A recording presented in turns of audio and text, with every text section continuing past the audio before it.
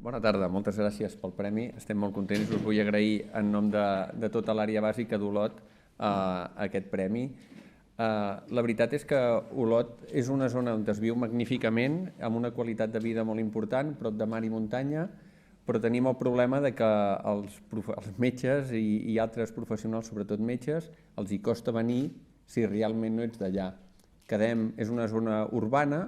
però una mica bastant apartada de les zones on té més densitat de població, com Girona, i sempre la gent té més tendència a tirar cap a les zones de ciutat. Llavors,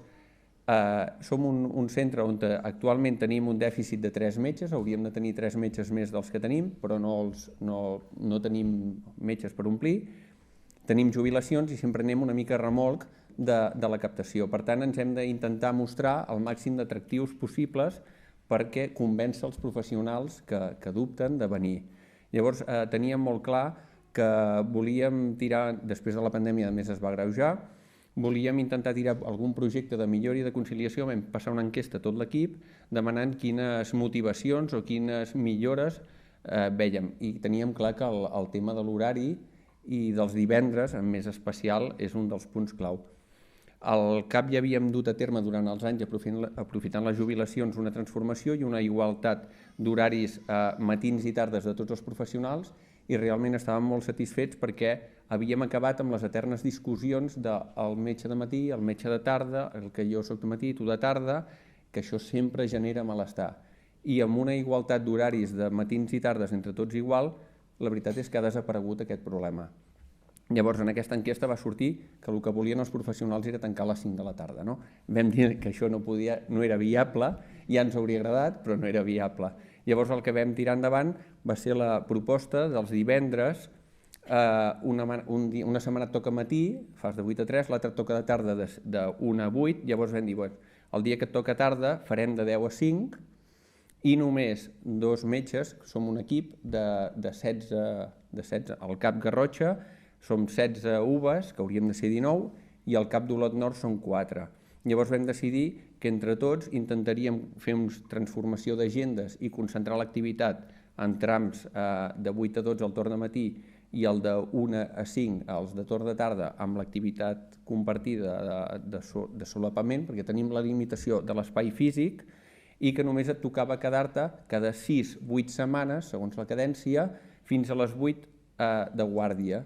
i provar si només donant l'assistència de 5 a 8 només d'urgències, amb un mínim de professionals i el compromís de que assumien tot el que venia i que si hi havia algun problema tothom respondria.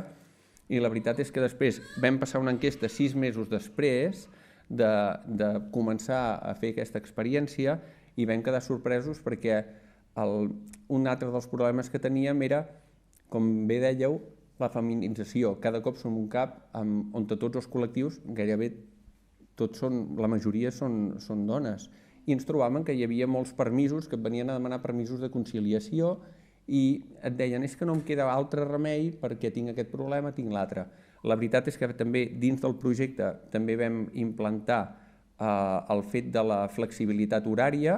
i el d'intentar trobar pactes de teletreball en alguns casos, i ens va anar molt bé. I amb tot això ens vam trobar que 6 mesos després un 60% de l'equip considerava que aquest petit canvi, que semblava que no, que a nivell organitzatiu sí que és important i que implica d'allò, però un 60% consideraven que havia millorat molt l'ambient de treball,